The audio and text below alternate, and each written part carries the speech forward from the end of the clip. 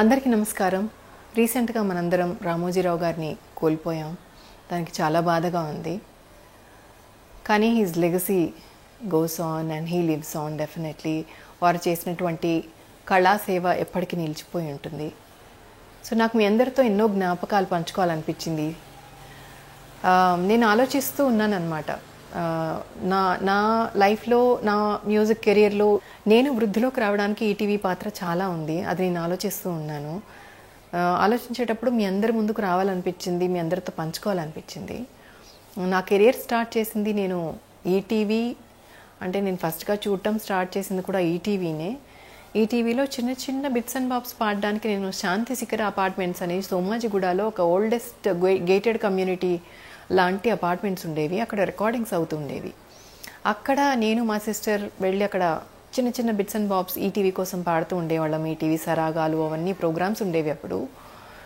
తర్వాత నాకు Priya pickles add పాడే అవకాశం వచ్చింది. ప్రియా పికల్స్ మనందరికీ ఎంతో ఇష్టం. సో దానికి అడ్వర్టైజ్మెంట్ పాడే అవకాశం నాకు అనుకోకుండా వచ్చింది. చాలా సంతోషంగా నేను వెళ్ళి పాడాను. ఆ లింక్ కూడా నేను ఈ డిస్క్రిప్షన్లో కింద ఇస్తాను, చూడండి. ఆ అడ్వర్టైజ్మెంట్ చాలా హిట్ అయింది. చాలా రోజులు టీవీలో వచ్చింది. తర్వాత ఎండమావులు సీరియల్ సాంగ్ నాకు పాడే అవకాశం వచ్చింది. ఫస్ట్లో నేను ఓన్లీ కోరస్ సింగర్గా పిలిచారు నన్ను. కోరస్ సింగర్గా పాడిన తర్వాత ఒక ట్రాక్ సింగర్ అని మెయిన్ సింగర్ పాడటం కంటే ముందే ఒక ఎమెచ్యూర్ సింగర్ పాట పాడి ఉంచుతారనమాట. ఆ వాయిస్ని మెయిన్ సింగర్కి ప్రజెంట్ చేస్తారు, సో దట్ ఆవిడ విని నేర్చుకుంటారని. సో ఎస్ జానకి అమ్మ ఆ పాట పాడాలి, ఎండమావులు పాట ఎస్ జానకి అమ్మ పాడాలి. సో నేను ట్రాక్ సింగర్గా పాడిన తర్వాత ఆ పాట జానకి అమ్మకి ఇవ్వాలి. ఈలోపు సుమన్ గారికి వినిపించారు. రాజ్ గారు మ్యూజిక్ డైరెక్టర్. రాజ్ గారు నా చేత ట్రాక్ పాడించి సుమన్ గారికి ఇచ్చినప్పుడు సుమన్ గారు అన్నారు, ఈ వాయిస్ చాలా బాగుంది, దీన్ని అసలు కదల్చొద్దు, దీన్ని అస్సలు డిస్టర్బ్ చేయొద్దు, ఈ వాయిసే కావాలి ఈ పాటకి అని. అప్పుడు మళ్ళీ ఇంకొకసారి పాడిద్దాం, నేను ఉంటాను రికార్డింగ్లో, నా ఎదురుకుండా నేను పాడించుకుంటాను. దెన్ సుమన్ గారు వచ్చారు, నేను మళ్ళీ పాడాను ఆ పాట.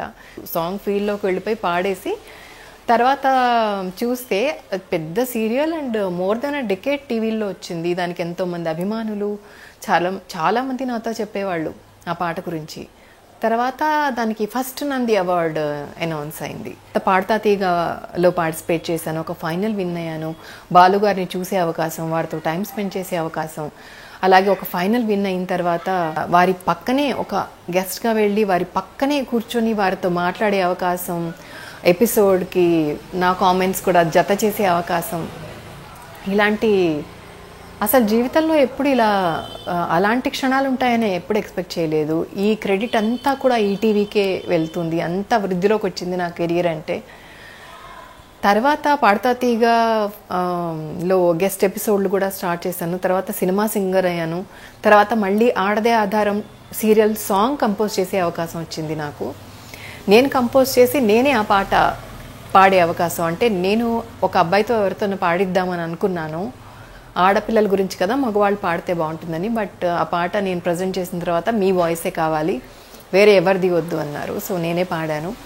దానికి నాకు ఇంకో నంది వచ్చింది, నంది అవార్డ్స్ వచ్చాయి. మీ అందరికీ అంతకుముందు కూడా చెప్పుకున్నాను, నేను 3 నంది అవార్డ్స్ వచ్చాయి నాకు. ఒకటి ఎండమావులు, 2 ఆడదే ఆధారం, 3వది సినిమా నంది వచ్చింది. అది సత్యభామ సినిమాకు గాను వచ్చింది.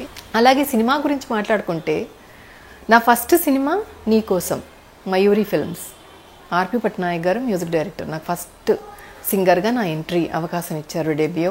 సెకండ్ మూవీ వచ్చి నాది చిత్రం ది పిక్చర్, అది కూడా మయూరి ఫిల్మ్స్, ఆర్పి పట్నాయక్ గారే మ్యూజిక్ డైరెక్టర్. సో దానిలో అవకాశం వచ్చింది.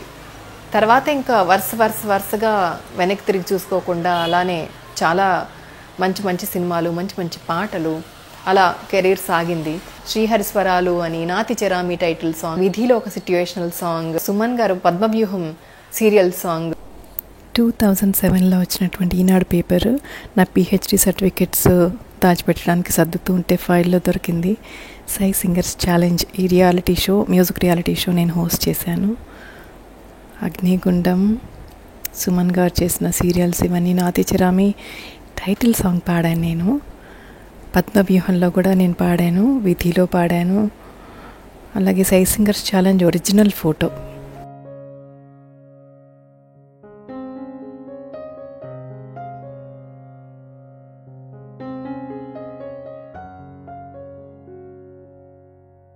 దీంట్లో నేను వీలైనన్ని సీరియల్ సాంగ్ లింక్స్ అన్నీ కూడా నేను కింద డిస్క్రిప్షన్లో ఇచ్చాను, ఒకసారి చూడండి. ప్రియా పికిల్స్ యాడ్ లింక్ కూడా కింద ఇచ్చాను, ఎండమావులు టైటిల్ సాంగ్ లింక్, అలాగే నేను ఆడదే ఆధారం రీషూట్ చేస్తున్నాము, అవన్నీ కూడా నేను కింద ఇస్తున్నాను చూడండి. వన్ ఆఫ్టర్ అనదర్ అలా అలా అలా వృద్ధిలోకి వచ్చింది. నేను ఒక్కదాన్నే కాదు, ఎంతోమంది సింగర్స్కి పాడతా తీగ వేదిక, అలాగే స్వరాభిషేకం, ఎంతోమంది సింగర్స్ అందరూ ఒక చోట చేరి అద్భుతమైన పాటలు పాడుకునే అవకాశం. బాలు గారితో అంతా టైం స్పెండ్ చేయగలిగాము అందరము, వారితో స్టేజ్ మీద పాడగలిగాము ఒక పాట అని అంటే that entire credit goes to ETV. So ఇలా అందరు సింగర్స్కి కూడా నాకు తెలిసి అంటే ఈటీవీ సంగీత ప్రపంచానికి అంటే మా అందరికీ సంగీత సముదాయానికి ఇచ్చినటువంటి అద్భుతమైన వేదిక ఏ ఛానల్ కూడా ఇవ్వలేదని ఘంటాపదంగా నేను చెప్పగలుగుతాను. ఎందుకంటే అంటే మ్యూజిక్ బేస్డ్ అన్ని కార్యక్రమాలు చేశారు.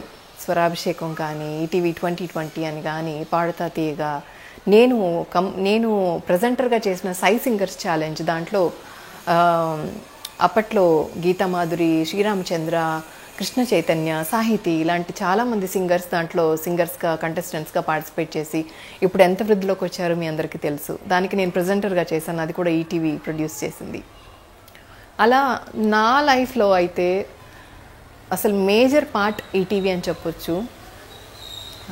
నేను వృద్ధిలోకి రావడానికి చాలా చాలా కారణం ఈటీవీ. నిజంగా రామోజీరావు గారే కారణం. ఇంతమంది కళాకారుల్ని కళాకారుల్ని ఎంత పోషించటం అంటారు కదా, కళా పోషణ అంటాం కదా, ఎంత కార్యక్రమాలు, ఇన్ని మంచి కార్యక్రమాలు చేసి, ఇంత వర్క్ క్రియేట్ చేసి, టెక్నీషియన్స్ అందరికీ, కీబోర్డ్ ప్లేయర్స్ కానీ, తబలా ప్లేయర్స్ కానీ, లైవ్ ఇన్స్ట్రుమెంట్స్, ఫ్లూట్ కానీ, ఇలా ఎంతోమంది కళాకారులు మీ అందరూ వారిని చూశారు అంటే అది ఈటీవీ నుంచే మీరు చూసుంటారు. వాళ్ళని ఎంత బాగా ఎంకరేజ్ చేశారు, ఎన్ని టీంలు ప్లే చేశారో. నిజంగా ఈటీవీ చాలా plays a major role in our career అని చెప్పి ప్రతి సింగర్ కూడా అనుకుంటూ ఉంటారు. సో నేను కూడా అందులో ఒకదాన్ని.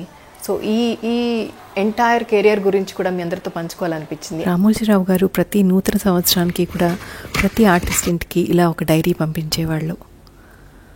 ఆ డైరీ ఓపెన్ చేసి చూస్తే దాంట్లో ఒక గ్రీటింగ్ కార్డు ఉంటుంది, మన పేరు ఉంటుంది.